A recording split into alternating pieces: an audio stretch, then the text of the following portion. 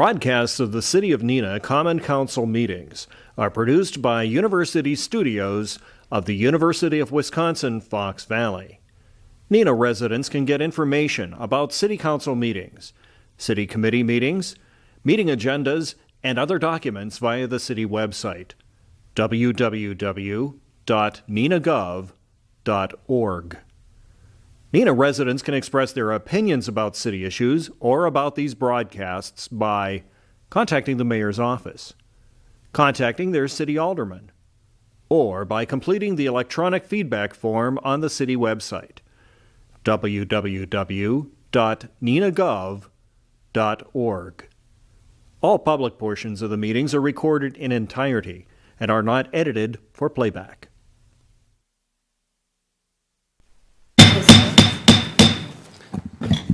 I'd like to call to order the meeting of the City of Neenah Common Council for Wednesday, April 3rd, 2019. Welcome to all our guests and visitors. The first item of business will be the roll call. Clerk Stern will call your name and punch in on the roll call machine as your name is called, please. Alderman Boyette. Here. Bates. Here. Hillstrom. Here. Lendrum. Here. Erickson. Here. Lang. Here. Steele. Here. Coons. Here. And Stevenson. Here. All members are present. There's a quorum present. Tonight's Pledge of Allegiance will be led by Alderman Lee Hillstrom. I pledge allegiance to the flag of the United States of America and to the republic for which it stands, one nation, under God, indivisible, liberty and justice.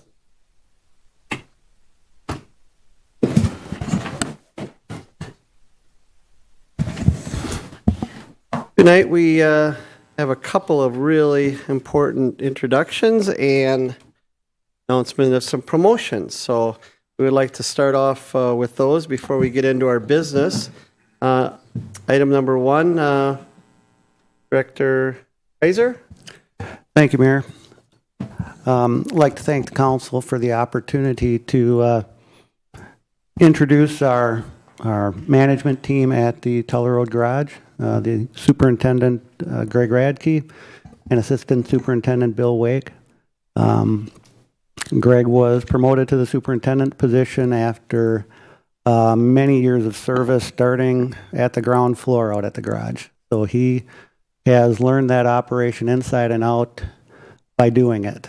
And that will certainly serve him well as he serves as our superintendent. So I'd like to introduce Greg. Greg, welcome. Come on up. Say hello. Thank you, Jerry. Members of council, I just want to say thanks for giving me the opportunity. Like Jerry said, I did just start my 28th year with the city, April Fool's Day, believe it or not. And as I said, if you remember last time, I did not replace Rick Freese. I took the position. There was a lot of knowledge in Rick's head, and I still tap it from now and again. I'd also would like to pass along his thank yous for the well wishes you guys sent to him. You know how quiet he was, how he just wanted to go out. So he wanted me to pass that along to you when I finally got up here after all these cancellations and snow events and everything. Not much to say. At 28 years, I was raised in Neenah, graduate of University of Neenah, so been here all my life. You know, she told me I can't do it, but I really couldn't do this job without my wife, Lisa. So she's there for me. She deals with me in the crabby days, the 2 a.m. phone calls, everything. So that being said, I would like to take the opportunity to introduce our new assistant superintendent, Bill Wake. He comes from the village of Jackson, down by West Bend. He's got 15 years there as a lead laborer, supervisor.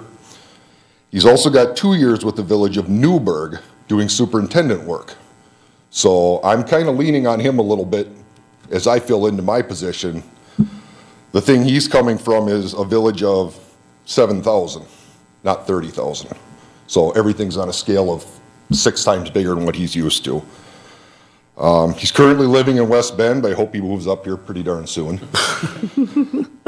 But I think I'll leave it at that. I told him I didn't write me some notes or I was going to embarrass the crap out of him. But with that, I'd like to introduce our assistant, Bill Wake. Thank you.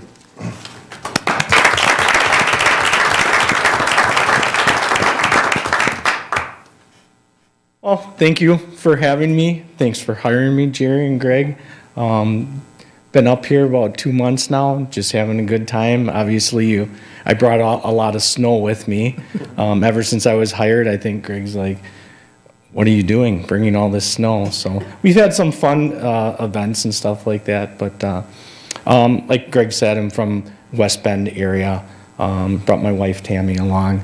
And so my big thing is I'm a family guy. I got 7 kids. And I've been doing this for quite a while. And obviously my other background too was construction, landscape construction. So a lot more challenges, like Greg said, coming from small community and going to a big community. But up for the challenge, and I definitely know that Greg is up for the challenges that he's had too. So looking forward to serving all of you and all the residents of the city of Neenah.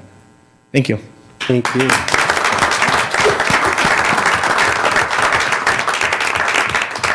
Well, welcome, and I can tell you Greg's been in this role for a couple months now, and Bill also.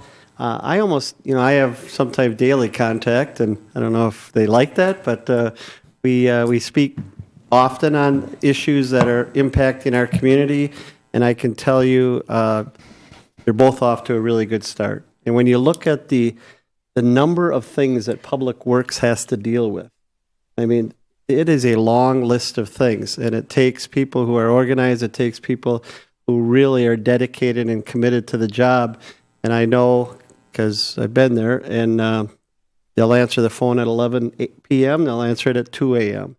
And I think Jerry has a good crew here backing him up, and things are going well.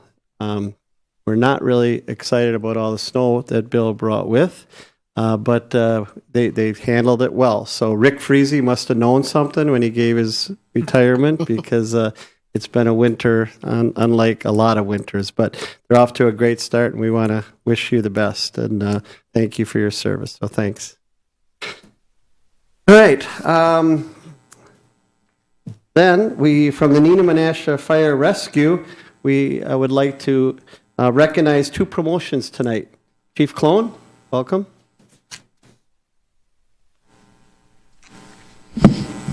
Thank you, Mayor and members of the council. As you all know, the fire department and Neenah Menasha Fire, they have some really great traditions. Some of them are swearing in new firefighters, our awards ceremony that'll be coming up here in the next couple months, and nights like this when we're able to promote our members into new positions. I feel very privileged to be able to talk about the successes of my brothers and sisters here at Neenah Menasha Fire Rescue. It's truly rewarding to be able to work alongside of them for years, and now as chief continue to see them grow and succeed in their new positions. It's also gratifying to watch them develop their skills over the years to be the best of the best, because that's what our citizens deserve. So tonight I'm pleased to announce 2 promotions of our NMFR staff, and this was due to the retirement of Captain Steve Schultz in February. So first, I have former shift inspector Gina Vindola. She's not here tonight. Gina was hired on August 5th, 1996 by the former Neenah Fire Department, and Gina was promoted to shift inspector on August 22nd, 2001, so she's been in that position for quite a few years.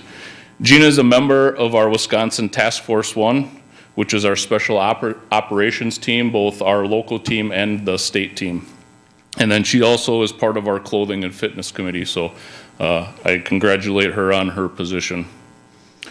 And next I have firefighter Jerry Mavroff. I'd like Jerry to come up and stand up here with me. Jerry was hired on February 7th, 2001.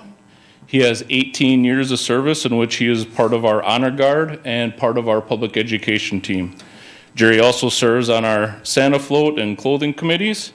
And tonight Jerry's here with his wife Kathy and his parents Tom and Jean. So I congratulate Jerry on his new shift inspector position. I know he's going to do a great job. Congratulations.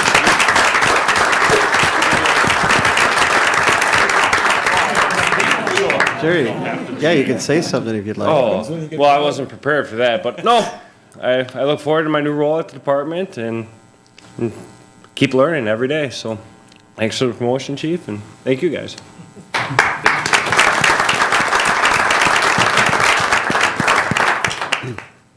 All right, well, thank you very much. Congratulations, Gary. I know you'll do a great job, and for the people at Homanet, we're also joined by a lot of members of our fire department, fire rescue team, who each and every day do the best job for all the citizens of Neenah, Menasha, and I'm really proud of all the guys and gals that serve us in the public service sector of keeping us safe at night. So thank you all for coming and stopping by today.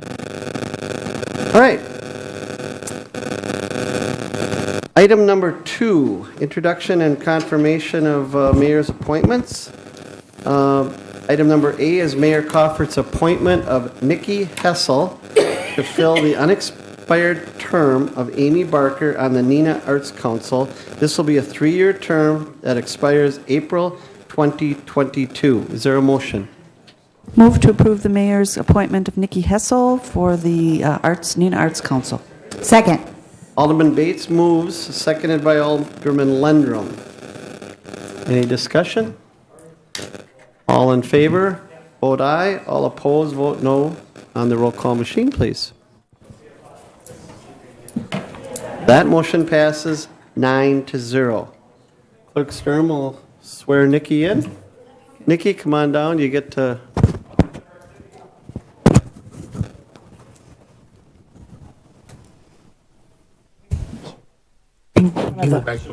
Right by the microphone there. Right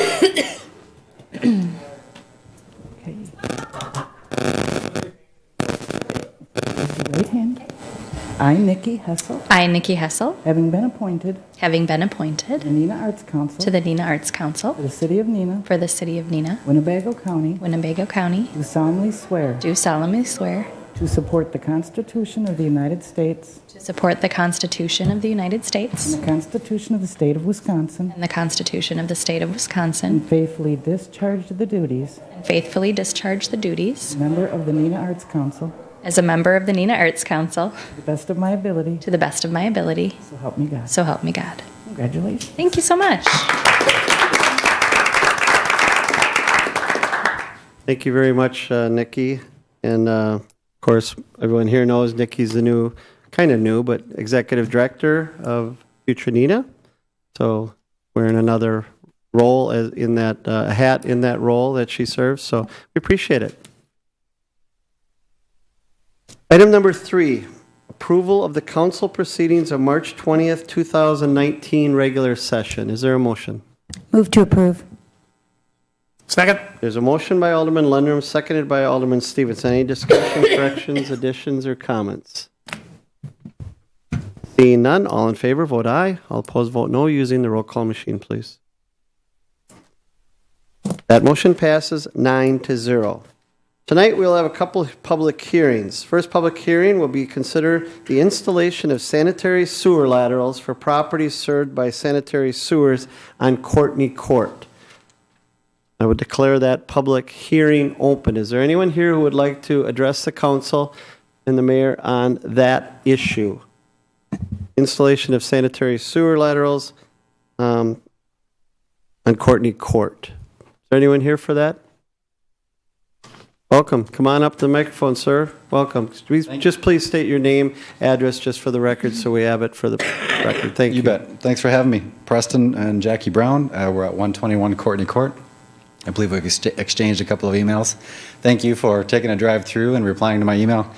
I just had some basic questions about the project, and so I'm not sure that this is the forum for that. You can ask those questions. This is the forum. Well, the picture shows a sidewalk. We don't currently have one. Is that accurate? Most of your questions will be addressed by our Public Works Director. You want to do them one at a time, or? Up to you. Sure.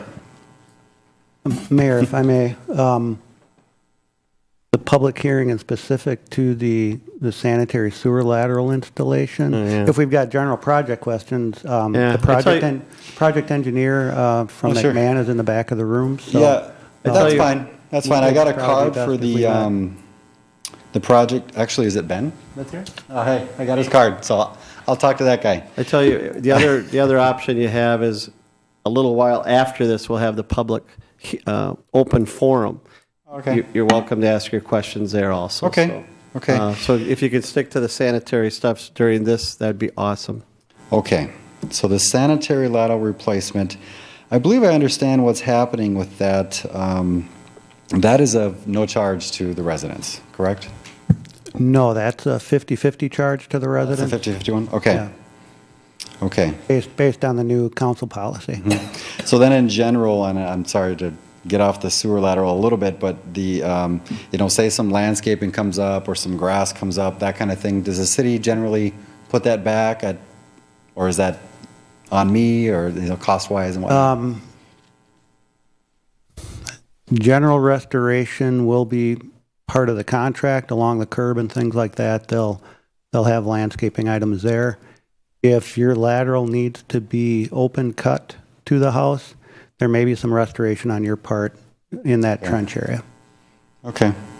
Yeah, I guess I was, because I live on there's a drain that goes in between my house and the neighbor, and that one, I guess, is going to be widened quite a bit to make it a flat, safe walkway, which is great. Yeah. But we do have some landscaping alongside that, so Okay. that's kind of where that question was Yeah, I coming mean, we can work those issues out with Okay. Ben so that he can make the contractor aware. from. All right. Thanks for your time. Thank you. Thanks for coming. Like I said, you're welcome to ask questions or you can talk in the back. Anyone else here who'd like to speak on the Courtney Court sanitary sewers? Anyone else? If not, I will close the public hearing on the installation of sanitary sewer laterals or properties served by sanitary sewers on Courtney Court. And we will go to item number B, which is consider amending the official street map of the city of Neenah, established in section 26-30 of the municipal code, County Highway O. I will open up that public hearing. Is there anyone here who would like to speak on that topic? Anyone here? Being no one, I will close that public hearing also. Item number 5 is the Plan Commission report pertaining to the public hearing. Plan Commission meeting of March 26, 2019. Alderman Lang. Thank you, Mayor. Reporting for the Plan Commission meeting. The minutes for this meeting can be found on the city's website. The Commission recommends Council approve Ordinance 2019-10, amending the official street map by removing a 66-foot street reservation between County Highway O and Rockwood Lane, and adding a 66-foot street reservation along Oak Ridge Road. And I would so move. Second. There's a motion by Alderman Lang, seconded by Alderman Erickson. Discussion.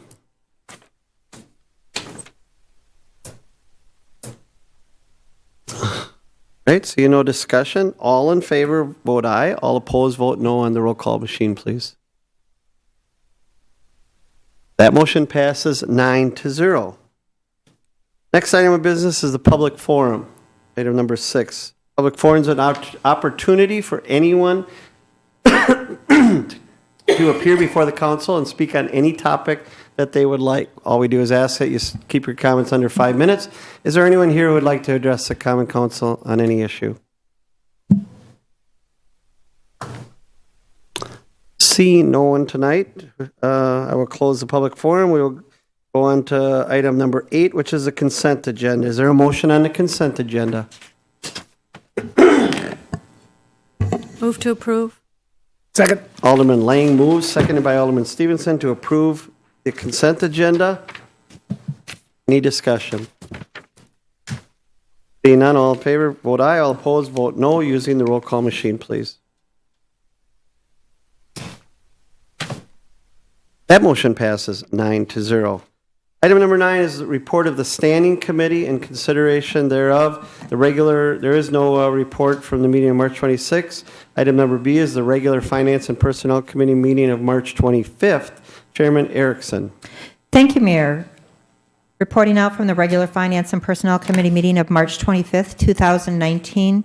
The minutes can be found on the city website. Item number 1, the committee recommends council approve Resolution 2019-10.1 2.1 for the 2019 Community Development Block Grant and authorization to enter into agreements for the activities subject to the approval of the United States Department of Housing and Urban Development, and I so move.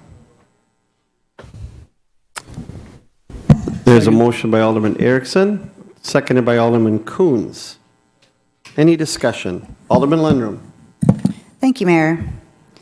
I was reading the minutes from the Finance Committee about this subject, and I want to thank the Finance Committee for what looked like a very comprehensive discussion on this subject. But I also especially want to thank Chairman Tammy Erickson for her directive to, well, I'll quote right from her minutes there, I will, March 25th. So Chairman Erickson requested that future Community Development Block Grant, CDBG, annual program funding approval requests include more specific detail on the uses and who benefits from the use of those CDBG funds from previous years. And I just saw that we got an email from Community Development at 3:30 today, and then this was the hard copy that we just got on our desks. So I haven't obviously had a chance to look at it, but it seems more comprehensive than what we normally get. So my question is, I'm just wondering what that will look like in the future. Will this be like a regular quarterly report, or how is that going to look? No, it'll be an annual report like you see in front of you. Okay. Thank you, that's it. Anything else? Okay. Any other comments or questions? Seeing none, all in favor, vote aye. All opposed, vote no, using the roll call machine, please.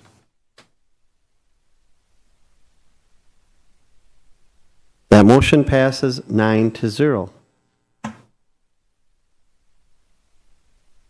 Item number 2. Thank you. Item number 2, the committee recommends council approve a 2018 transfer of $125,048 from the benefit accrual fund to the general fund to offset the loss of revenue caused by the mandated reduction of market value on city investments for fiscal year 2018. And I so move. This motion by Alderman Erickson. Second. Seconded by Alderman Stevenson. Comments, questions, or discussion on this item? This was pretty vetted during the Finance Committee also by the committee, so all in favor, vote aye. All opposed, vote no, using the roll call machine, please. That motion passes 9-0. Thank you, and that concludes my report. Thank you for your report. Item number 10, reports of special committees, liaisons, and various project committees. The regular Plan Commission meeting of March 26, 2019. Council Representative Lang. Thank you, Mayor. Reporting for the regular Plan Commission meeting of March 26. The minutes for this meeting can be found on the city's website. The committee recommends council approve the final plat for the Integrity Acres Phase 1 subdivision, subject to the comments in the plat review letter, and I would so move. There's a motion by Alderman Lang. Second. Seconded by Alderman Stevenson. Approving the final plat for Integrity Acres Phase 1. Comments or discussion? Seeing none, all in favor, vote aye. All opposed, vote no, using the roll call machine. That motion passes 9-0. Thanks for the report. Item number B is the Board of Canvas. Council President Stevenson. Thank you, Mayor. I'm reporting out on the April 3rd, 2019 Board of Canvas meeting and reporting out the results from the April 2nd, 2019 spring election as it relates to the city of Neenah. The Board of Canvas met and they compared the ImageCast Evolution machine printouts with the immediate return sheets as filed by the Elections Board of the City of Neenah for the spring election held Tuesday, April 2nd, 2019, and they confirmed the automatic election votes as follows. In District 1, Kathy Boyette received 1,264 votes. There were 27 write-ins. Kathy Boyette, having received the highest number of votes cast, is hereby declared elected alderperson in the 1st Aldermanic District of the City of Neenah for a 3-year term expiring April 2022. In Aldermanic District number 2, Christopher Kuntz received 2,016 votes. There were 31 write-ins. Christopher Kuntz, having received the highest number of votes cast, is hereby declared elected alderperson in the 2nd District of the City of Neenah for a 3-year term expiring April 2022. In Alderperson District 3, Stephanie Spellman received 1,828 votes. There were 17 write-ins. Stephanie Spellman, having received the highest number of votes cast, is hereby declared elected alderperson in the 3rd District of the City of Neenah for a 3-year term expiring April 2022. That was witnessed in by the city clerk in the city hall, and I would move that those minutes be approved tonight. Alderman Stevenson moves. Second. Seconded by Alderman Lendrum. Any discussion? Seeing none, all in favor, vote aye. All opposed, vote no.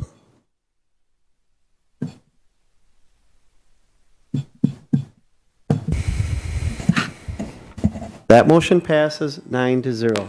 Thank you, Mayor. I'd like to congratulate Alderperson Boyette and Kuntz and welcome Stephanie Spellman to the council. Good. Congratulations.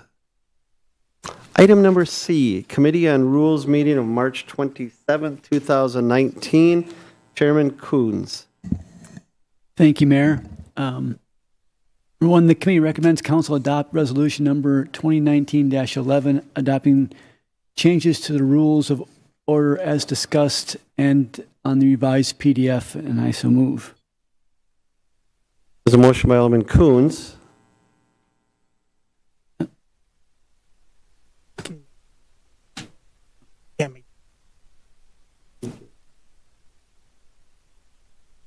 Oh, there you go. Huh. Alderman Coons moves. Second. Seconded by Alderman Hillstrom. Discussion. All right. All in favor, vote aye. All opposed, vote no using the roll call machine.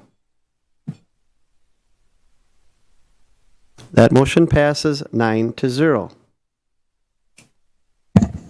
Chairman Coons. Item number 2, committee recommends council adopt ordinance number 2019-11, adopting various amendments to Neenah Code Chapter 2 related to council, committee, board, and commissions as discussed and as revised on the new PDF, and I would so move.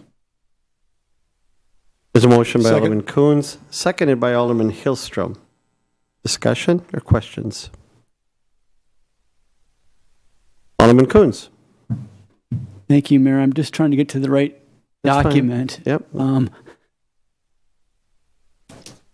So bear with me one second here. Mm-hmm. On the ordinance, I was trying to make a correction. I'm trying to find my spot in here.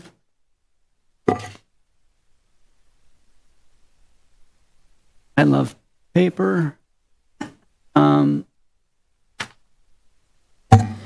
Okay, so I'm on page 3 of the ordinance, section 2-87, the new 2-87, miscellaneous organizational provisions.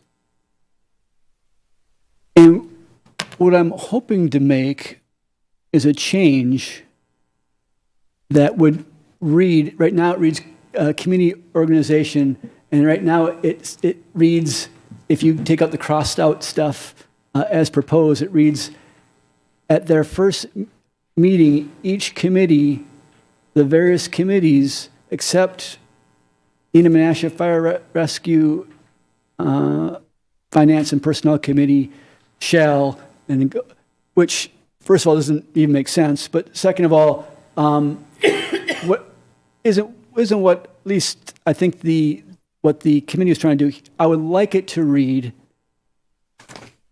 at their first meeting, each committee shall elect its chair and vice chair.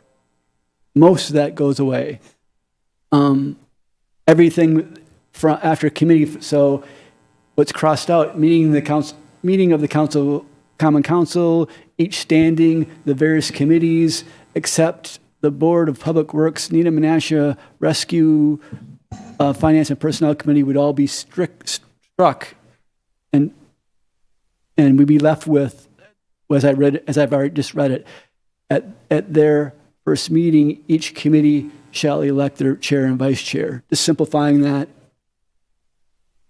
And I would actually make a motion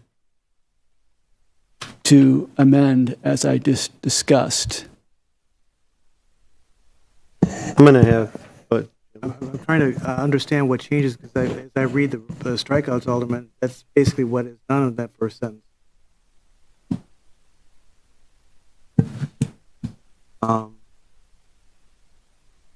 So currently it'll say at their first meeting, each committee, the various committees, except the Menasha Fire Rescue, shall elect its chair and vice chair. You'd like to change that? Because every committee at their first meeting does it, including Neenah Menasha Fire Rescue. It's taken from what used to be at the organizational meeting, and then it made sense So to say it doesn't except happen for. at this. It's their first meeting. That's why we changed it to their first meeting, to get rid of that cumbersomeness. What your amendment is intended to do is to read, the first sentence would read, at their first meeting, each committee shall elect its chair and vice chair. Correct. Period. Okay. Alderman Coons moves to make that amendment. I'll second it. Is there a second? Seconded by Alderman Boyette. I'll open up the discussion, but Jim, you understand what we're doing here? Okay. Trying to simplify it and make it a little bit more clear about actually what happens, correct? There was a clerical issue, yeah. Yep. The clerical. Okay. Anyone else have any comments or questions on that?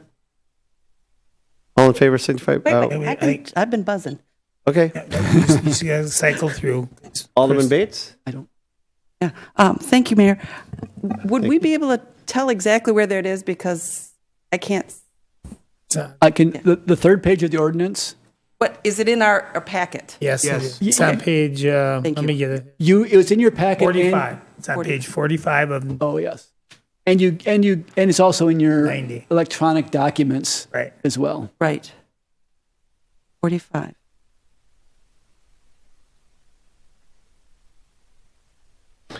Section 2? Right after section 6. Right after section 6. It's ordinance section 6, amending code section 2-87. Yep, 2-87. Section 2-87. Okay. I just, to clarify then, so does this mean it would just be the standing committees that elect their chair and vice chair at the organizational meeting, and then everybody else does it at their first meeting, or does this cover even the standing committees? The way that we all do it. We all do it the first meeting. First meeting, the organizational council meeting is night of the organizational meeting, so that's our first. Oh, I thought this meant that the first meeting of like Public Works would be the Public Works meeting. No, the first meeting of the two standing committees. The standing committees, yes. Standing committees, finance and public services happens at the organizational. Because we have those little sub-meetings that are going on. But the other ones, as I said, like Public Works or whatever, that would happen when they actually had a Public Works meeting on another night? Board of Public Works. Board of Public Works established by ordinance. The mayor is the chair of that board. So there wouldn't be a vote in that. Well, vice chair. Vice chair would be selected. Okay. All right, thank you. All right. Any other comments or questions? All in favor of the amendment vote aye. All opposed, vote.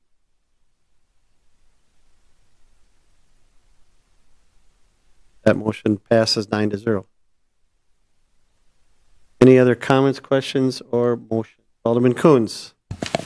I know I should be quiet at this point because You were on the committee. Go ahead. well, I just wanted to point out because I thought it was important. In that committee, the goal was to try to just clean up some things and do what we have done. But there are two, I'm going to say, changes. One because of what we did change, and one because of what we didn't change. Because there was nothing in the rules that stated that a non-member could speak or not speak at a committee that they're not a member of. And since it wasn't in there, and we were told that Robert's rules would say you couldn't speak, we figured we needed to have some language in there. And so we tried to put some language in that allowed members to speak, but also tried to make it limiting in some way. And while probably not perfect, I at least wanted to point that out to people. And the other change from the way we're doing things really is when we looked at, there was a request to look at the duties of the Finance and Personnel and the Public Service and Safety Committees. Because in a sense, we weren't probably following what the ordinance said. And the committee didn't care to try to dive into that one and try to divide up pieces. So if we look at the way the ordinance is read, it would be some changes to what goes to which committee based on what the ordinance has always said. The idea would be that if someone wanted to change something, they could bring that change forward, and the Rules Committee could look at that. But the Rules Committee wasn't looking to try to delve into big changes of that nature. So I just wanted to point that out because I do think I don't want anybody to be surprised by it, and certainly the goal wasn't to try to make some big sweeping changes at all. So I just bring that up. Thank you. Well, I think that's good clarification. And take it one step further. So the rule, just so everyone in this room understands, with regards to members who are not members of that standing committee, is they will be allowed to speak, ask questions, participate in the discussion until the question is called. Then only committee members can speak. Well, tell us a first and second, which isn't necessary. Right. So I just want to you take it that last step. So everyone can still come. They can participate. They can be part of the discussion until someone makes a motion to call the question. Alderman Bates? Thank you, Mayor. Is that whole section new, that blue area on page 7 of the, whatever minutes, it's actually what page? 42 of 90 on our packet. It's number 5 on page, what it says, page 7. The non-committee members who attend the meeting. Is that whole discussion new?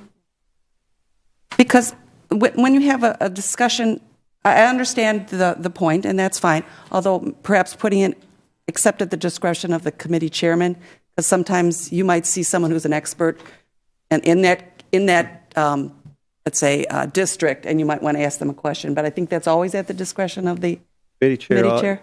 Committee chair always, someone can ask for a suspension. Okay. Yes. Okay. The other thing is that's the out, Chairperson Bates. All right, and so and at the end where the red part is, that was taken out because it wasn't necessary. Is that somebody said it was a little too harsh? Yes. Because at that point, I think you could have ended page 5, number 11, after receiving permission from the chair. Putting in non-committee members should be mindful. I mean, that's more of a explanation of it all, and it doesn't really belong in the rules. If you didn't put that last part in, I don't think you need to put that in. I'm not going to argue it. It's just that it seems a little bit preachy. You say what we should do, and we do it. So, thank you.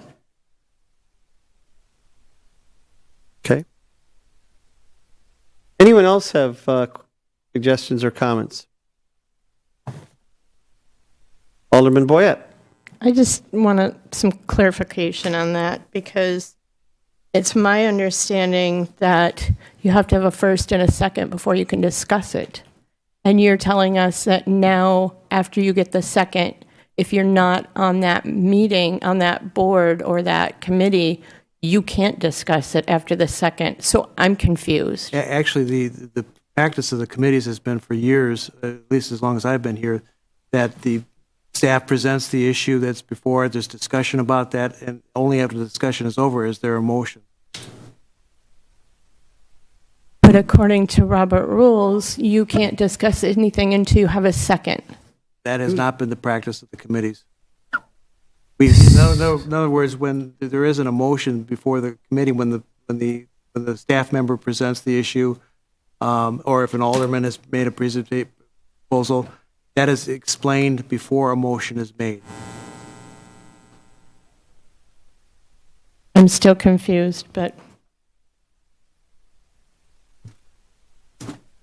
I understand what you're saying, but that the practice of the committee is exactly that. I mean, all the members here know that we staff presents, we have long discussions, and then someone after the discussion seems to have taken its toll and most questions are answered, there's usually a motion. So, I mean, if someone wants to probably, cut off the bait or something, they could make that motion, but it's not been the practice of this council. So they let everyone speak before they usually make the motion. Alderman Bates. Thank you, Mayor.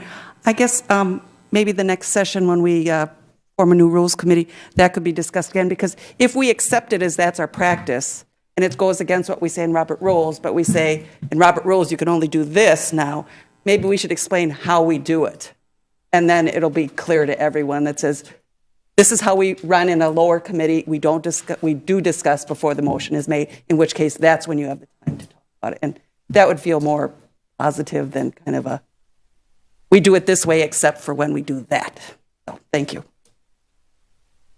Alderman Coons. Thank you, Mayor.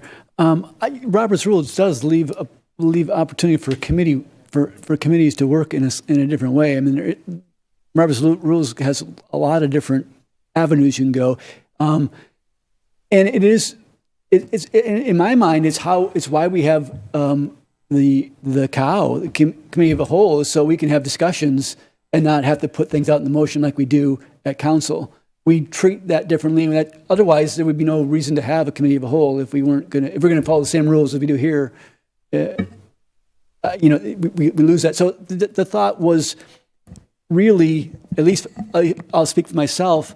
When we talk about limiting non-members at some point, it's to, at least for me, it's to do two things. One is, so not every meeting becomes a committee of the whole. If everyone starts showing up and discussing it, then it's almost a committee of the whole. And we could do committees of the whole. Menasha does those, and we could have those. But I think we all have a lot of meetings, and it would make a lot more meetings. But that's a decision the council can go at. The other one is, and this doesn't exactly address that, but I've been at meetings too as a non-member, and there'll be a bunch of people, of other people there, and at some point we'll cut those people off, but I'm still allowed to speak, and it's always, to me, I feel a bit strange, and it doesn't quite seem right to me. Now, again, this didn't quite address that, but it is something that at least I'm aware of and pay attention to. At the same time, I'll admit the difficulty is some things don't come to the committee, it doesn't come to council. Like, for instance, I was thinking, as we did the traffic study, I was thinking that would come to council. Oh, it doesn't come to council. Oh, if I wanted to have any comment on that, I had to go to that committee and discuss it. At other times, we have things like, I'm going to say, because I'm not on this committee, but we have the trail for Loop the Lake. It's held in committee. If I wanted to make comment on it 6 months ago, I had to be at that committee meeting. Otherwise, it hasn't come to council. So it is one of those, I think we have to be cognizant of that as well, but something we'll have to work out. And it was, there's a few of us on the rules committee not wanting to say, let's make some massive changes for everybody. I didn't feel comfortable doing that. at least for one. And if we want to do that, if people have ideas, then they need to bring those forth, and then there's probably a bigger discussion on that. And I agree that it's a bigger one that we should probably discuss, but I don't think it makes sense to have 2 or 3 people discuss it for everyone else and try to make big changes. I agree. Alderman Boyette. Thank you. I just want to add, I understand the presence of this. To my knowledge, I've been to a lot of other meetings that I'm not on, and I would say I don't foresee this as an issue, an immediate issue. I know there's been things in the past, and there may become things in the future. But as far as I've known in the short time I've been here, it's been at the discretion of the chairperson of that committee, and they can quiet anybody at any given time during their meeting. They can get control back of their meeting. So again, my problem with this is that, yes, we have our own rules, and when all else fails, we rely back on Robert's rules. And if this is contradictory to Robert's rules, I don't understand this. I understand why you're wanting to do it, but I don't understand it. I can't. City Attorney Godlewski. Alderman, the comment that Alderman Coons made about Robert's rules is exactly correct. The rules are relaxed for committees because it's a more informal procedure at that point. So practice that we've had is not contrary to Robert's, in my opinion. I could check in that and send an email back to the council after the meeting, but my understanding is that the rules are relaxed for committees. The broad scope of Roberts was really originally designed for the big conventions. Obviously, some of those rules don't quite apply to smaller bodies like committees. Thank you. All right, thank you for the question. Anyone else? I will just quickly say that I think, this is a 1 year. We can look at it after 1 year and see how it's going. There's no intent here to cut anyone off, but we're trying to get a happy median. I think there does come a point where sometimes in committees, the public will be kind of cut off or say we're done with the public interjecting, but we've had an alderman or two who still are participating who are not on the committee, and then those folks in the seats are kind of going, well, they may not know that that's an alderman, and they might say, how come they still get to ask questions? So it's I think this is a nice compromise, and the last thing we want to do is take away any alderman's ability to participate. I don't think that does that, and it still leaves it in the committee chair's hands that with a simple suspension of the rules, they can still participate. Alderman Bates. Thank you, Mayor. I just want to make sure that this would not prohibit someone if a committee had to go into closed session for whatever reason. Any member of the council still is allowed to go into that closed session. That's by law. Good. Yes. Okay. And I understand we wouldn't be able to speak, but we can still listen to what's going on as the discussion. Right. The rule is that the members of the parent body are allowed to be in all the meetings of the sub bodies. Thank you. Now that applies to council committees. Council citizen commissions may be a different. Right. Thanks for the question. Anyone else on this amendment to the original motion? This is Alderman Coons' amendment. Oh, this is the amendment. amended I'm sorry, we did do that. I apologize. Yep. This is amended motion. The amended motion. Thank you very much. Is there any further discussion on the motion as amended? If not, all in favor, vote aye. All opposed, vote no using the roll call machine, please.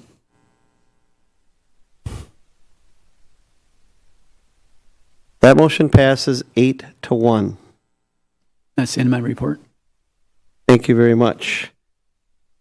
Find out where it was now.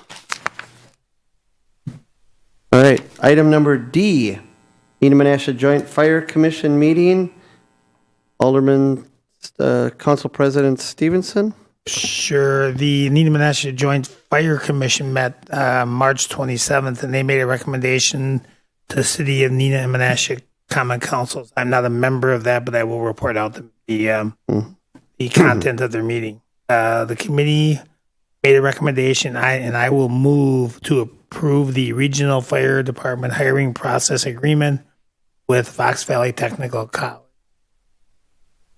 There's a motion by Alderman Stevenson. Second. Seconded by Alderman Coons. Any further discussion?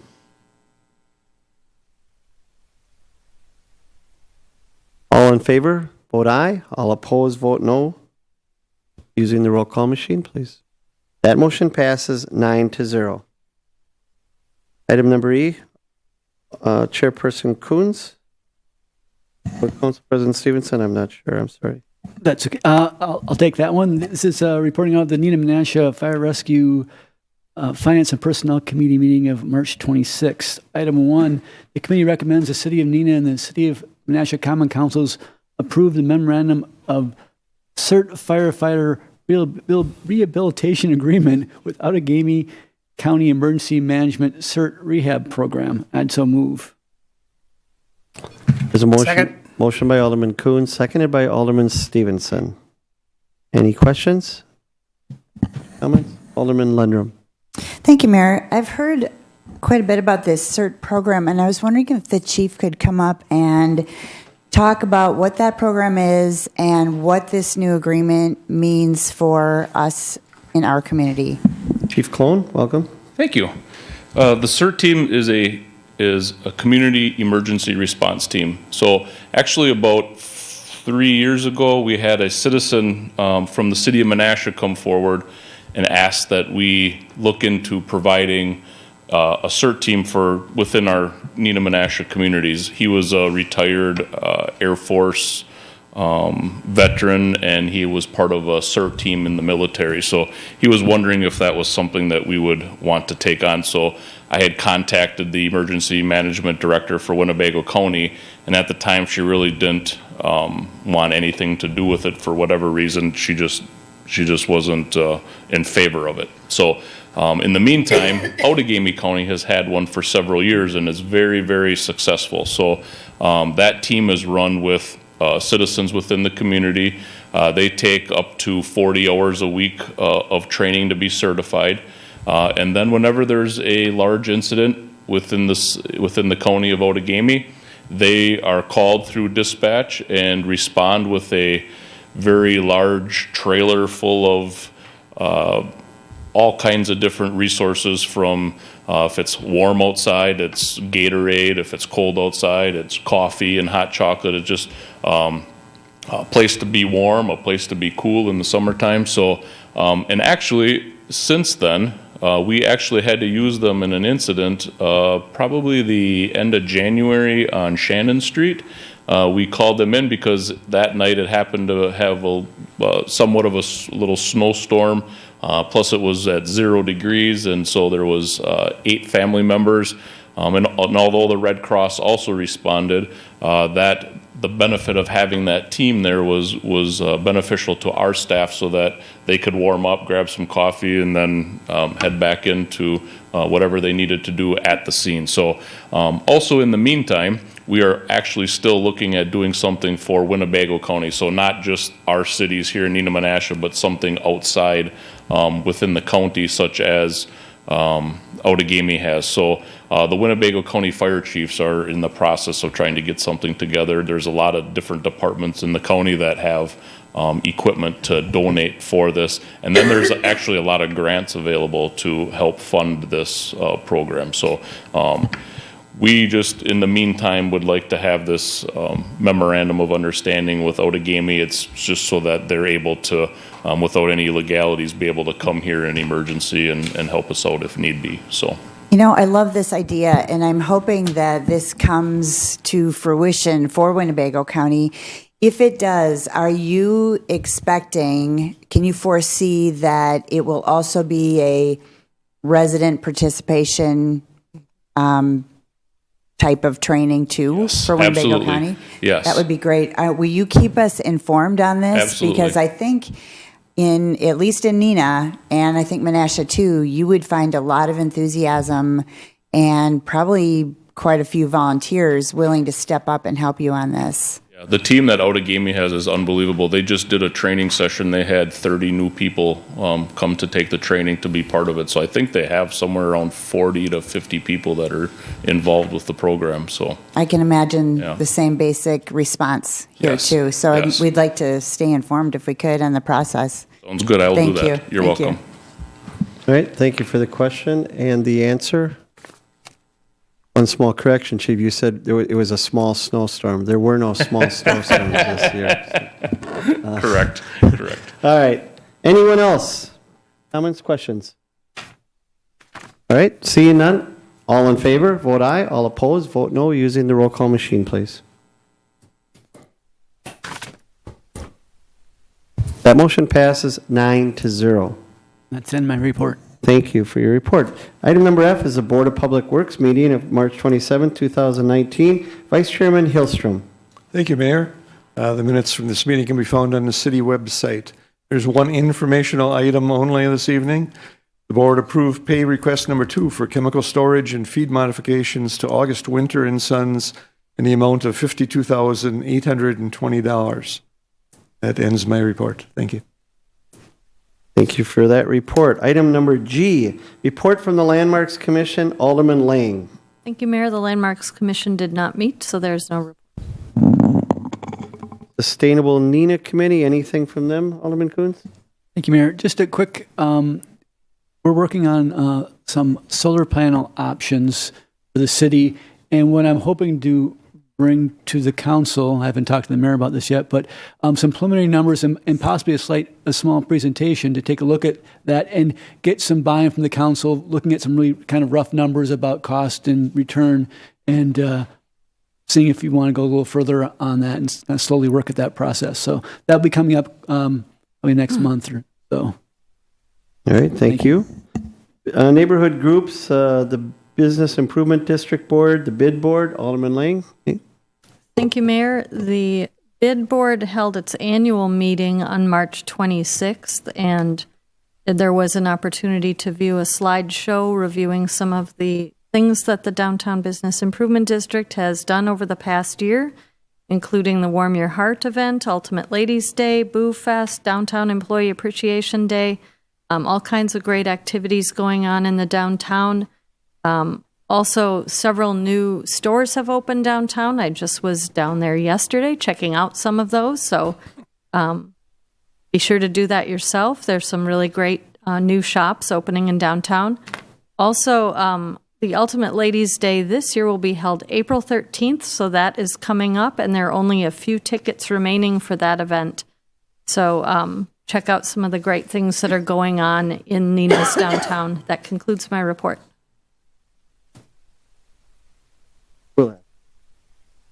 I apologize. Okay, thank you for your report. Alderman Erickson, report from the Bergstrom Mahler Museum tonight. Thank you, Mayor. I'd just like to remind everybody that there is an art activity day this Saturday, April 6th, from 10 to 1. You do not have to pre-register. It is an activity where you can go and make a tree sun catcher.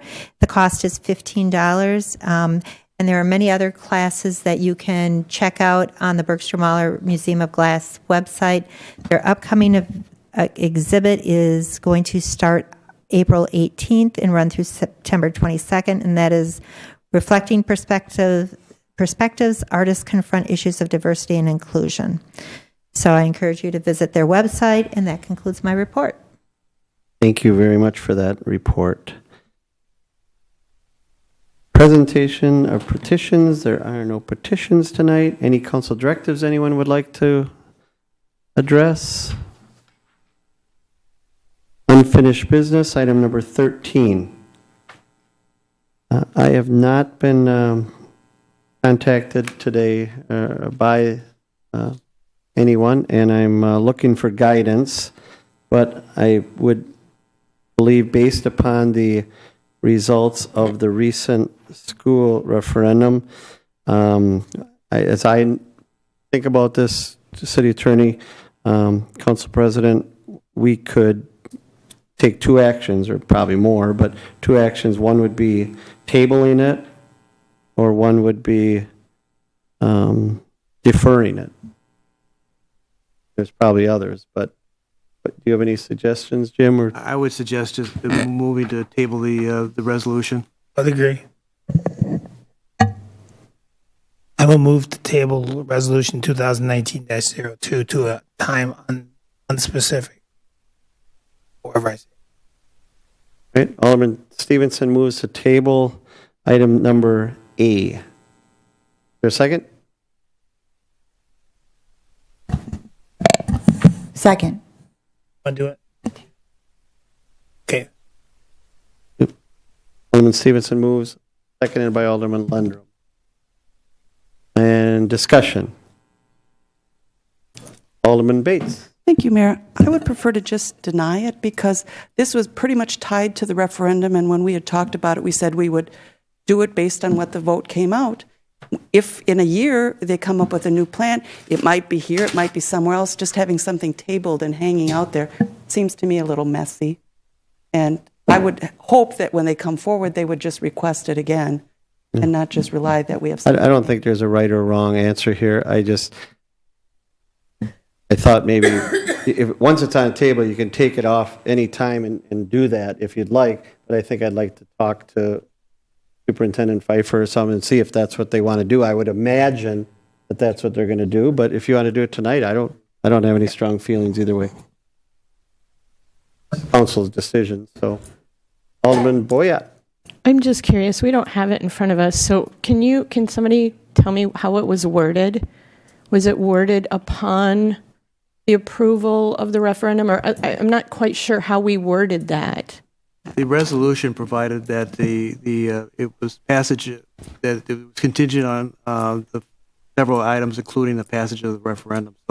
So because it didn't pass, then what does that do to? By tabling it, it effectively kills it. But it's still on the table to be brought back then. The process would have to be restarted because the contingencies were not met by the non-passage of the referendum. So I'm hearing whispers, so why would we table it and not just dismiss it? I don't know what would be the difference. He's just telling you why. I'm sorry? Could do it either way. Either way would be the same outcome. Here's that way. Thanks. Here's that way. Alderman Stevenson. Thank you. I would just offer that since we haven't had the opportunity to have a conversation with the applicant, able to essence action taking forward, able to get some back from them. What I guess I didn't want to. I didn't know if they'd be ready to talk to me today. It's been kind of busy after the election here, so I would contact them and ask them what they want us to do. I'm assuming that maybe they'll tell us, to go ahead and dispense with it. We can do this at the next meeting if it's okay. So, Director Hayes. I have a question for Jim, so I have clarity on this. If action is not taken tonight, are we required? The vacation has a very specific process in the statutes. If no action is either tabled or declined tonight, or denied or not approved, are we required to start the process over? Yes. So regardless of, am I safe to say, regardless of the school's position, however they feel, whatever the timing is of the next vacation, or if it ever comes up again, tabling or denying has the same action. We have to go through we have to have the public hearing again. We have to do the whole process. So it's another technical term, Moxnix.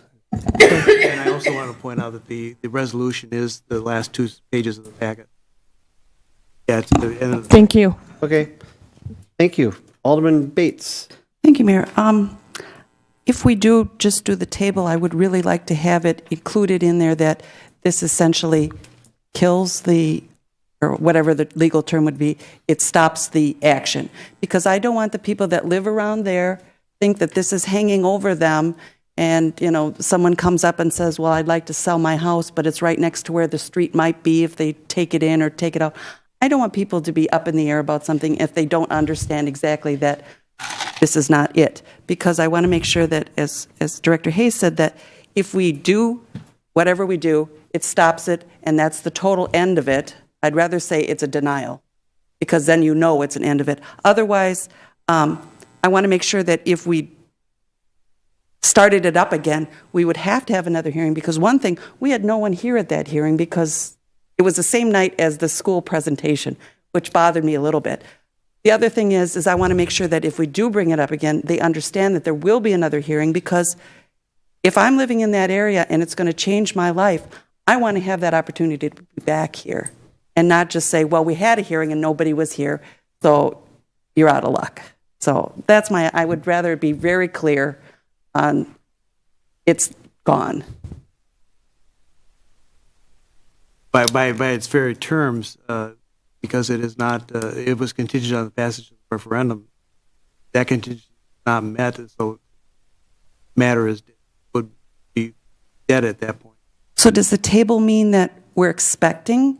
Because tabling usually just means we're not going to make a decision now. And our decision could just be, it's dead. We don't have to make anything. It's just an explanation now. Yes. So in my book, is there a motion I can make to amend the tabling to say? The motion to table is not amended. Okay. So if I want to come back and say I'd just like a straight denial, I would say, or what would I say as a motion then if I wanted to just say it didn't fulfill the qualifications and it is dead? Tabling does that. Legally, tabling does that under the conditions that we have here, because when it comes back again, they'll have to go through. If the school board requests us to vacate that, it'll have to be a new resolution, a new hearing. Process has to start over again. But how can you table something that's dead? Because tabling means that you're putting it aside. He said for an unspecified date. So that means, why would you put it on a table for an unspecified date if you can't pick it up again? Then I'll tell you why I did. Okay. Oh. But Alderman Stevenson. It's been less than 24 hours since the vote was known to the community. School district, in things I've read, is contemplating strongly keeping this issue out there for some sort of reaction or something in 2020. So if our intent is to deny it so that the neighbors know that it's dead, that's not necessarily true. I mean, they're already talking about something, so keeping it on the table would enable a neighbor to say, well, you know, the city recognizes it as being dead parliamentarily, but we anticipate, and we haven't had a discussion with the school district yet, so they may come and say, let's just cancel it so that we can start clean. But we haven't had an opportunity to do that. We can always do that at the next meeting if the school board comes to us and says, you know, our plan is to do this, and we recognize that we have to reapply and do all that stuff. So let's just do this with that. I will have a discussion with them before the next meeting. I mean, I totally respect the concept of finality on this, but we're less than 24 hours, so let's table it until we have some level of conversation with them to find out what their plans are. And then if they say, depending on what they say, we can take action next week at our next meeting. Say, you know what? It's dead. I mean, so by taking action immediately now, we're saying, well, this project is dead. And in reality, I think that they're going to have some conversations. So why not keep it at least to some level in the forefront of the constituents' minds, so that they, well, that we recognize the fact that what we read in the paper, since nobody's talking to anybody over there, what we read in the paper is they're looking at something in 2020. That's all. Alderman Bates, you still have the floor. Oh, thank you. Yeah. And I would understand if we tabled it to the next meeting and made the final decision then. What I don't particularly understand or care for is that if we go back to the petitioner, even though the vote was against them, we're giving them an upper hand in a sense, saying that we're going to wait until another year might be out there, and we understand you might bring it forward again. The people that voted in the majority for no are going to say, you're not listening to us, in a sense. And I would like, when they started up in 2020, that they understand everything's got to come up. And if you're saying you're going to table it to like the next meeting so we can figure out how to finally cut it off, I'm okay with that. But if you're saying we're going to leave it tabled for a year, that's like saying we really think we should go along with it and not listen to what the current vote is. At the next meeting, you have the opportunity to move to take it off the table. Oh, okay. Well, but you also understand that the council year ends at the organizational meeting. So anything that was on the table at that point is dead, does not come back. So by tabling it, it's gone. Why not just do that then? I mean, all these things that, well, it will happen that way. Why not just make it clean and just say, we know it's going to end, let's just end. The motion's on the... There's a motion on the table. And I can't untable it. Can't move to amend it. Can't move to amend a tabling motion. You can vote no on it. Alderman Lundrum? Alderman Lundrum? Thank you, Mayor. My understanding of tabling is that it neutralizes that resolution. That's how I have always thought of it. But my question is to Director Hayes or actually Director Kaiser, is about engineering. So if it is, whatever it is, tabled, denied, do you restart that whole process, if it ever does come up, anew with all the costs involved, or do you rely on the old, which is just now, recent engineering? Or does it just depend on how much time goes by? You know what I mean by starting out that whole process again? You have to like re-engineer it, or? You're talking the street vacation? Yes. Well, Chris is the master of the street vacation All right. process. The cake is looking really good back there. Sorry. Yeah, sorry. We'll hurry it up. So we would, there is some engineering. We have an agreement, or we don't have an agreement. We have recognized that if the street needs to be vacated, there's infrastructure that has to be relocated. Certainly those numbers would be revised both by our Public Works Department and our water utility at the time we do those. The cost will be the cost. As Jim, my purpose for asking Jim for clarity was that the vacation, first of all, this is a public interest vacation. It's not a petition vacation, so we control that process completely. But if the process has to be started again, then that's what we will do. We will renotice the neighborhood. And we have, those costs are ours, which they're not significant, but there is cost to publication, there's cost to notification. We went beyond the requirements of the statutes and notified the neighbors of the potential of the vacation. So that whole process, in my view, first of all, it appears that we have to do it statutorily, we have to go through it, but I would recommend, regardless of that requirement, that we do it just because it's good practice. That's what I was thinking. I hope that answers your it does question. completely. Thank you. Alderman Boyett. I just have a quick question, and it's for the attorney.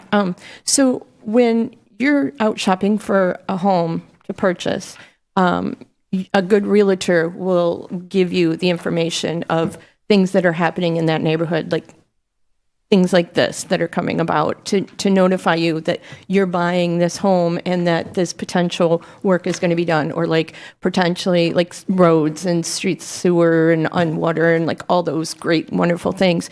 With this, and again, just with the conversation we've had here, with this still being on the table, what does that do for the individuals in that neighborhood, per se, if their homes are for sale or if they're choosing to list them?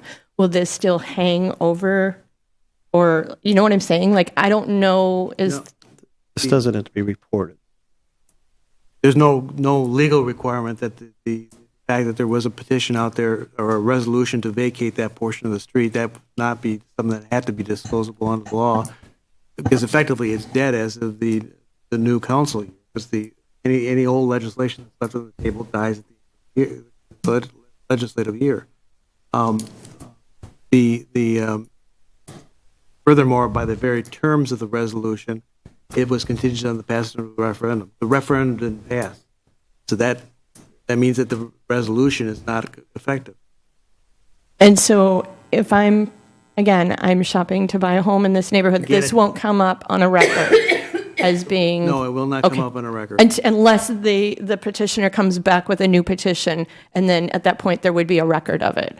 Not a new petition. There was a request for the city to introduce the resolution under the third variety of vacation that's allowable by statute. The city was the one who introduced the concept and established the hearing date in response to a request from the school district. Okay, thank you. I appreciate If that. someone bought a home last week, they would not have found this anywhere in public records, registered public records. They would not have found this. So there's no requirement to put it in anything. It would have had to been either a buyer or a good realtor.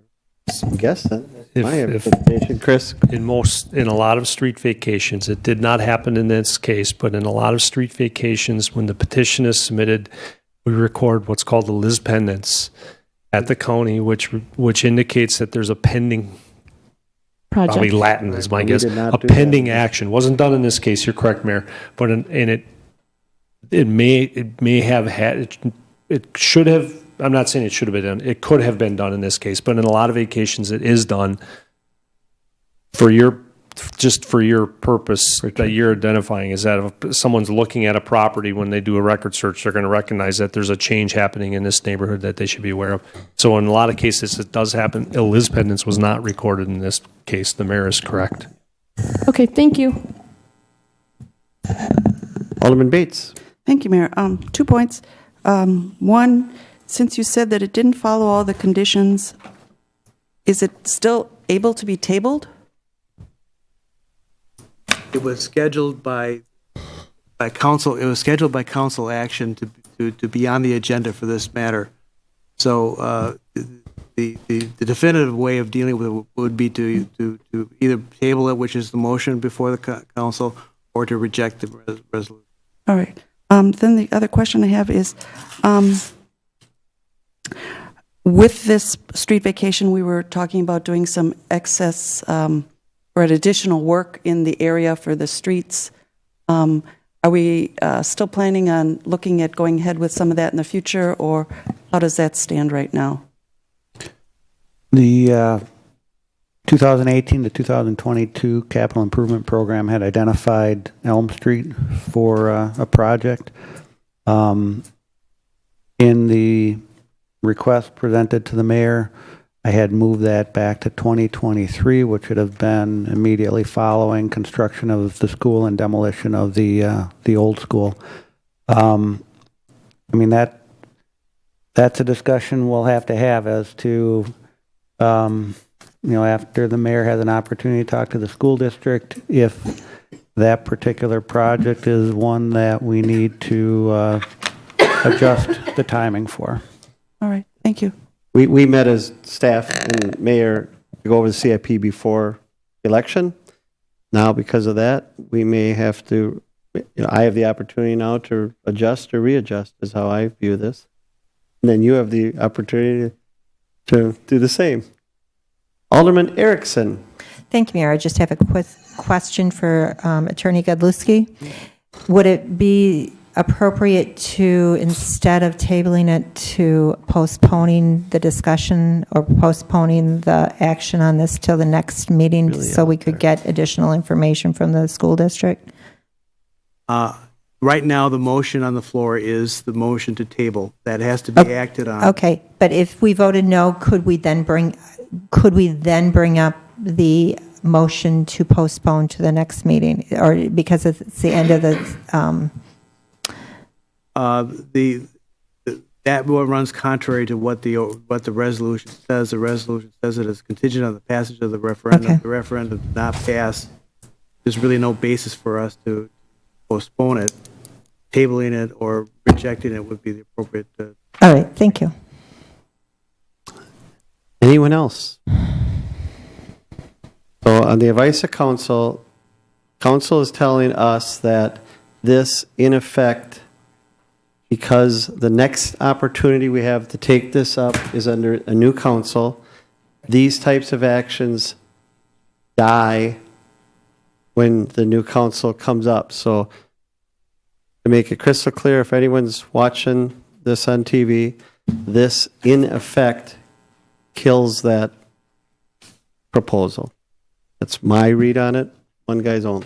So I just wanted to state it so that if there is someone out there who lives on Elm Street or on Lawton Street or in the area that's wondering, I just kind of want to make it crystal clear that the motion taken by Alderman Stevenson, in effect does that by tabling the motion, because these proposals will die at the end of the session. And also, Director Hayes has pointed out that the clock would have to restart and they would have to go through all the procedures that we did before this. So, any other discussion? All in favor of the motion to table, vote aye. All opposed, vote no, using the roll call machine. That motion passes 7 ayes, 1 no, and 1 abstention. Okay, thank you very much. Item number 14 under new business. These appointments, I'd like to make the council aware of these appointments will be made at the April 16th, 2019 organizational meeting. My appointment to fill the expired term of James B. Guns on the Fox Cities Room Tax Commission for a term that will expire April 2020. This will be considered at the next meeting, organizational meeting. Mayor Crawford's appointment to fill the expired terms of Beth Irish, Lisa Hamas, and Jan Sarnecki on the library board for 3-year terms that will expire April 30th, 2022. And Mayor Crawford's appointment to fill the expired terms of Michelle Bauer on the Community Development Authority for a 4-year term that will expire April 2023. Mayor Crawford's appointment to fill the expired term of Karen Jeanette on the Plan Commission for a 3-year term to expire April 2022. And Mayor Crawford's appointment to fill the expired terms of Jane Lang, Jan Miranda Smith, and Amy Michaels to the Neenah Arts Council for 3-year terms to expire April 2022. Those are all just notifications to council that those terms will be coming up. It's also kind of a reminder to the members of the community who watch this program that if they're interested potentially in serving on any of those committees, to contact my office, Tony Hines, or myself, or Clerk Sturm, and get an appointment, or you can go on the internet and look under appointments and fill something out. I will make contact with these folks that are currently in this position. I think they've all done a good job.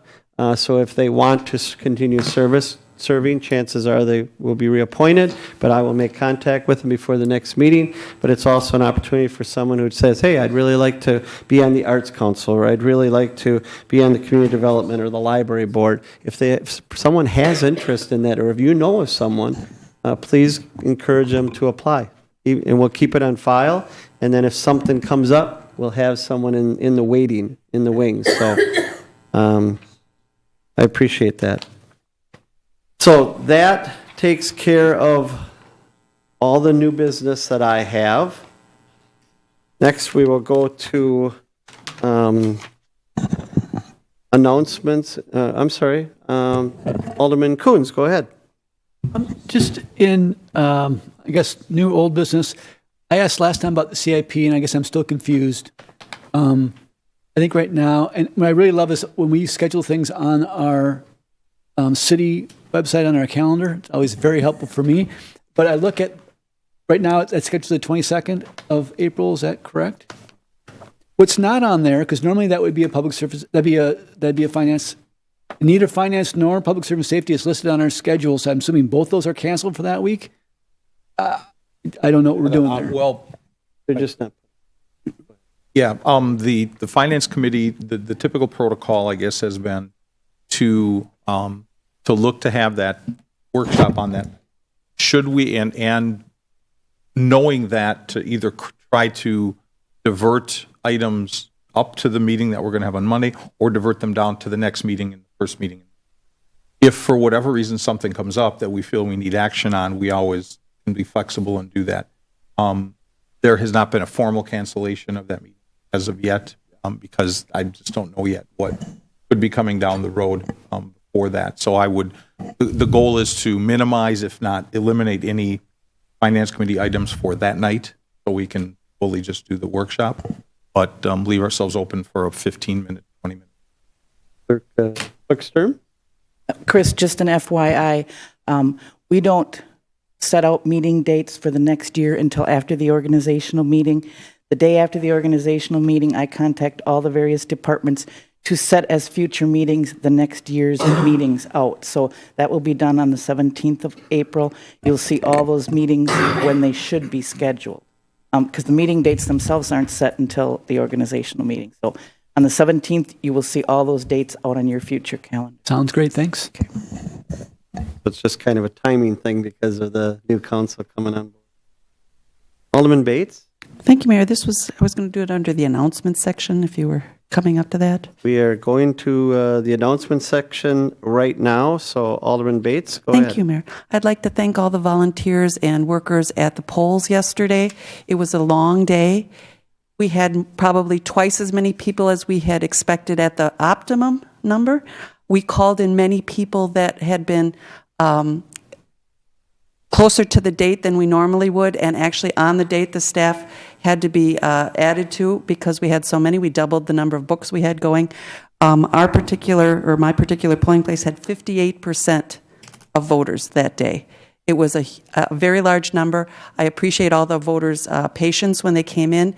And my particular voting place, I wanted to say an extra special thank you because we had to deal with the power outage after we had sent all of our data into the county. We were working in the dark after all the information had been sent away, but when we were closing things up, we had to spend it in the pitch black darkness. And she has pictures to prove it, and flashlights. Yeah, flash bulbs. There was a call put out for flashlights, as I understand it. There was. Alderman Bates is correct, and I don't know if Clerk Sturm wants to add anything about the election. Do you want to add anything? I guess I'll add something. I do want to thank all the poll workers, including Marge and the workers at Peace. They did decide at the last minute to call in more workers and split the books twice, so it's really tough at that late of date to try and get people to come in. So I appreciate those people that did substitute late yesterday for taking the time to help us out yesterday. And I appreciate everyone for coming out to vote. We had a really good turnout, and we weren't as prepared as we could have been, but we dealt with it, and everything was done real well, I think. Okay, good. And for the citywide overall, the vote total was at about 48.62%. No, very good for an April election. Go ahead. I went back and checked out the past records for the April presidential preference primary in 2016. We only had a 57% turnout. And yesterday at Peace, they had 58%. What does that tell you about the voters and they're getting out? Good. And I also we use all city facilities other than Peace Lutheran Church. They're their only voting place that's not a city facility. And so I just thank those folks because I understand that they do a really good job of. And their maintenance people had to come out and help us as well. Good. All right. Thank you. Alderman Lundrum. Thank you, Mayor. I can't beat Marge's story counting write-ins by flashlight, but I just want to thank Patty, and she is an unsung hero. She works diligently and extremely hard, very long hours before, during, and after these elections, and no one knows because she doesn't talk about it. She doesn't boast. Thank you. Good word. And she does her job. And you know what? As a poll worker myself, I see that I have never seen anyone more organized. It just goes off without a hitch. It doesn't matter what kind of glitch, what kind of things happen. It is smooth because of Patty. So, Patty Stern, our city clerk. And I was in line at the police precinct, and our line was out the door, all the way out the door into the parking lot. And so I saw one of my previous poll workers in line ready to vote. And I said, "Hi, Fred, what are you doing? Are you busy?"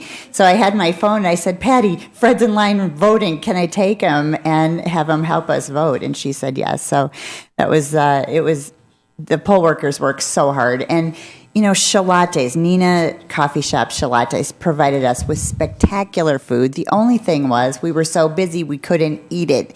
So what little bit of food we got to eat was absolutely delicious. So I want to thank Shalates, too, for their high-quality food. So anyway, thank you, Patty. We appreciate it.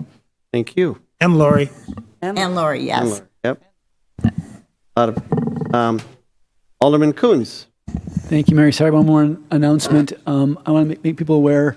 There is the Fox Cities Book Festival has what they call their community reads, and this year it's evicted. Pulitzer Prize winning authors talking about homelessness, and particularly writing it in Milwaukee. He'll be here April 11th and April 12th at Menasha High School. And I just lost my screen, and Lawrence University, those consecutive days. Again, our library is involved with the 4 other libraries and the Fox Cities Book Festival to put that on. It is a great read. One I would hope everyone would find a chance to look at, particularly look at rental properties. The big thing that hit me was because a place is run down doesn't mean it's renting for any cheaper. That people are paying less for it, and so somehow we always think there's always thought, at least in my mind, if we make people fix things up, that will chase people out. It'll just give people a safe place to live. The book is done extremely well, documented very well, and you get a really inside look at. And that's homelessness, but this whole eviction process and the cost of being poor. It's amazing. And to have the author here will be a great opportunity to really delve into this. So there's a bunch of programs going on there. You can look at Fox Cities Book Festival website for all the details. Thank you. All right. Thank you very much. I'm going to call on Council President Stevenson in a minute here. Is there anyone else who has any other announcements? I would just like to tell the citizens I've been getting a lot of inquiries and a lot of calls on potholes that have opened up from the winter because of the weather. The Public Works crew has had at least 2 people out most every day. Probably 4 people out. They have 2 trucks out and are trying to address some of the potholes in the city that have opened up because of weather. We were considering even adding some additional overtime hours on the weekend. Greg Radke and Jerry and them have informed me that they think they're getting a handle on it, but they're able to do it throughout the course of the day. And we're making a concerted effort to take care of them. If citizens have a specific area and they want to make us aware of that, we encourage them to do that. But they are doing a really good job on trying to catch up, just like every other community is doing the same thing, because we've heard from them also that it was a worse year than normal for that. So with that, we have one more item, and I know Alderman Stevenson, as some of us are going to be here for the next chapter of our lives with the City Council. One chapter is going to close for one of our members, and as far as City Council, his service to the City Council. So I'm going to call on Alderman Stevenson first to make a presentation and say a few words. Thank you, Mayor. So as the council knows, we're going to say goodbye to one of our own tonight. This is the last council meeting for Lee Hillstrom.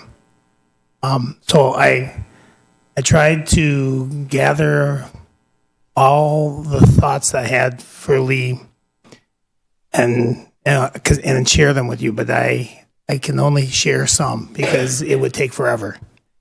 I first I knew of Lee Hillstrom long before 30 years ago. I just didn't know who he was. And as I was campaigning for my first aldermanic election back in 1989, as you all, and this was back before we had 3 aldermanic districts. There were 8 back then, and I think I was in 7. I don't remember what 7 or 8. It's been that long ago.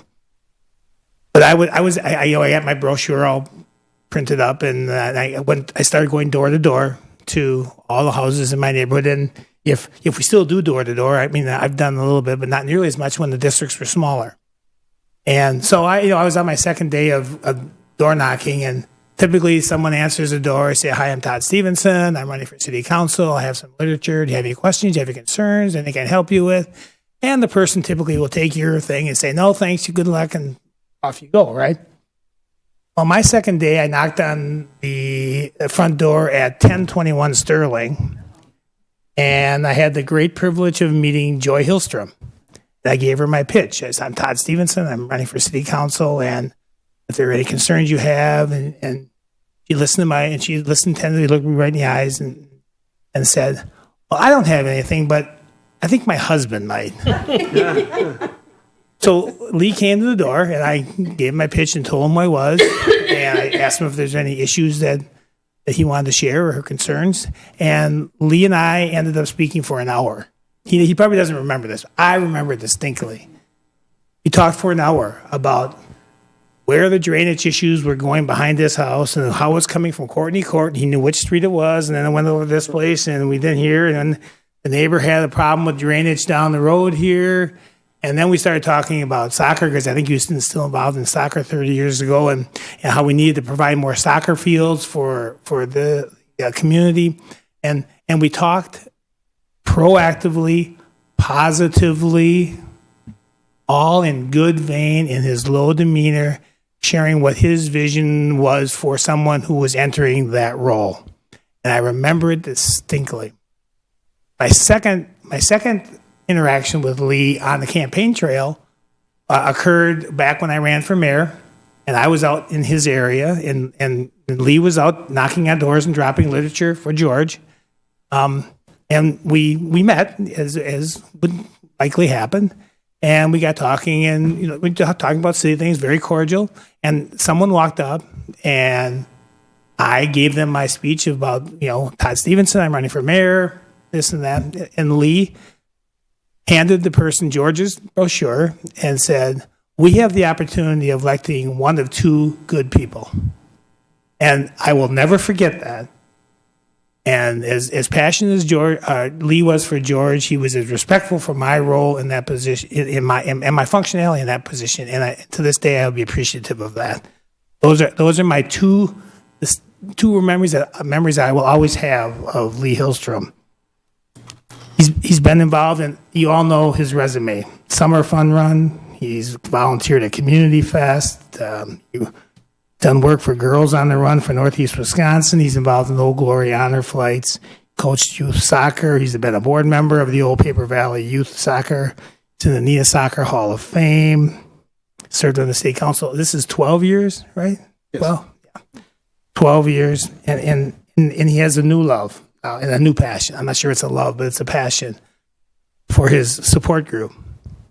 And he wants to dedicate more time to that. And how surprising is that?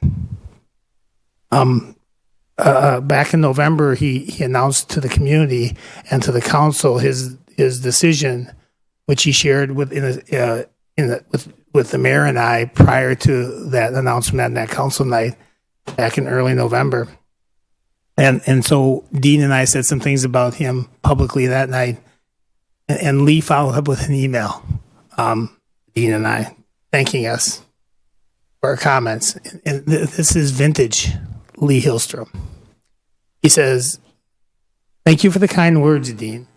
Among many other things I pray for each morning is that I make good decisions as an alderman and be able to back them up with good reasoning and explanations. That I will be a good leader or a member of groups and committees and will be fair with everyone, to be good at problem solving, and to make good common sense decisions. I pray that I will do my part to make this great city a better place for people to live, work, and enjoy a good life. Not surprisingly, he says, I will still be a citizen member of the Park Commission and would enjoy getting back on the CDA if there is ever an opening and the opportunity on the Mayor's Advisory Committee.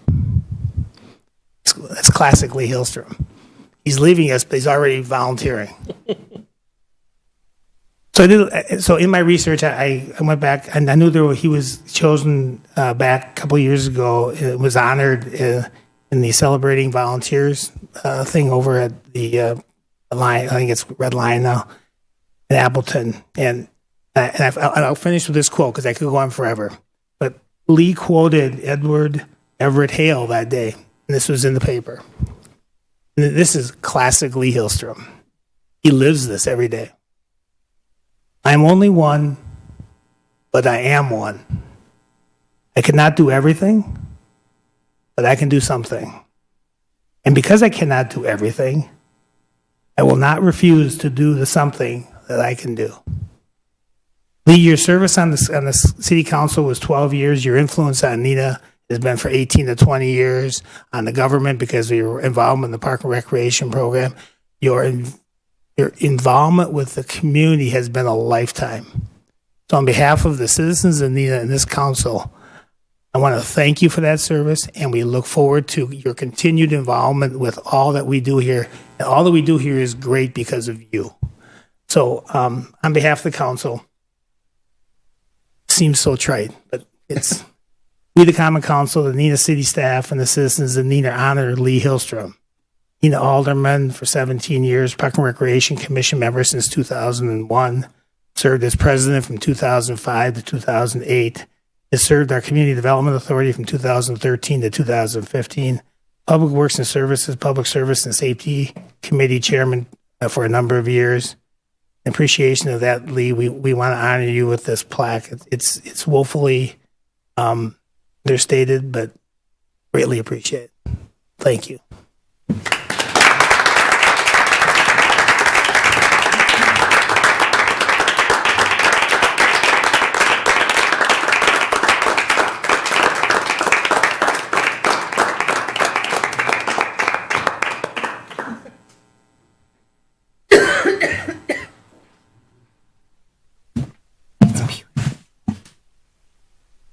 I'm going to call on Lee Hillstrom next. Okay. Thank you, Mayor. Thank you, Todd, and thank you, everybody. First, I'd like to congratulate Stephanie Spillman as the newest member of the Neenah Council and let her know that there's no city with a better group of people to work with. And I truly believe that. I'd also like to thank those who supported me over the last 12 years with their votes and had faith in me doing a good job representing them. I actually started serving the citizens of Neenah back in the 70s. It's 1970s. When an alderman by the name of Walter Schrapfla fought to get me on a new ad hoc table TV committee. There was a time where we could actually make some decisions and actually change things. We actually were powerful enough we'd have a vice president from then Time Warner fly up from Cincinnati to come to some of our meetings because we wanted to do something. So then Todd mentioned my 18 years on the Park and Recreation Commission. I'm hoping Mayor Coffert will reappoint me in December when my term is up. In the past, I've served on Finance, the Plan Commission, Landmarks, Watermarks Commission, the IS User Forum. I've been helped out with the Fire Department's Cancer Health Study.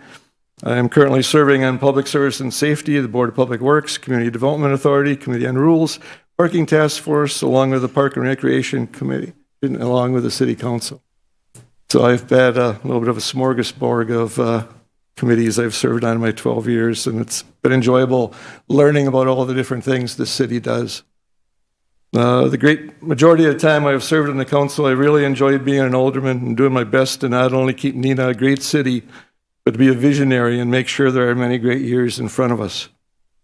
I have been made representing those of the city a priority, and at times that's conflicted with spending time with my wife Joy while she was recovering from a couple of major health issues.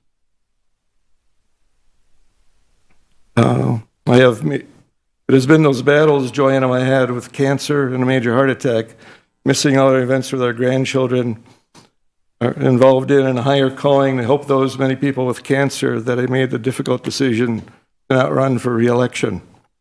As Mayor Shirk said many times, if you are given lemons to make lemonade, and that has been what I have done with my cancer experiences. Many of you know that I started and lead a prostate cancer support group.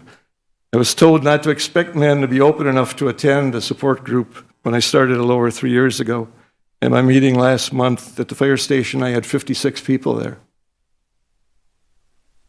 But my cancer work hasn't been limited to helping men in Fox Valley. Last June, I spoke to over 300 oncology nurse navigators at their summit in Chicago, and then was asked to write an article for their magazine, which I did last fall.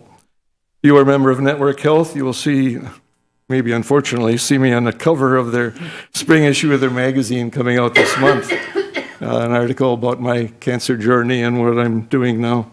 I'm proud to say the American Cancer Society has chosen Joy and I to be their honorary survivors for this year's Soul Burner Run Walk coming up on May 11th. This group is not, my support group is not the end of where I hope to go with my time with cancer. I'm really interested in helping, advancing now and spending less time with these committees and that, and helping people with all types of cancer, and possibly starting another support group or a cancer symposium that would be for all cancers in this area. I feel a little guilty leaving this position, no longer being able to support our mayor, the department heads, and staff the city is blessed who have been working hard for them. My fellow council members, I appreciate your willingness to also sacrifice your time for the little pay and gratitude to receive, but you wouldn't stay on this council if those were the only things that mattered. We try to make the best decisions for now and for the future. Sometimes they are not popular and come with angry comments, and many times those are not deserved. For decades, our government has kept our quality of life high and our city a destination of being bold and knowing we must keep going forward with the great projects in front of us. We saw great success rebuilding Shattuck Park brought, and now you have even a bigger opportunity with the development that will come with Arrowhead Park. In closing, know that while not on the council or many committees, I will still be doing my best to make the city of Neenah a great place to live, work, and play. Thank you.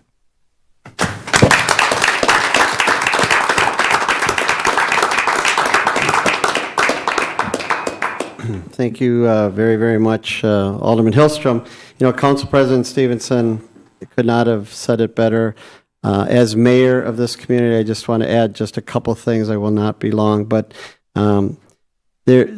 my 5 years and here working with Alderman Hillstrom, the integrity, the professionalism, you see it every day, and staff recognizes it also, and they have spoken, you know, so highly of you, Lee, and your importance to the committees that you serve on and your importance to the community. Lee is really a go-to guy. He really cares about this community, and whenever I needed someone to step up or fill a position or come fill in, Lee was always willing to do that. His outstanding dedication, his leadership is just second to none.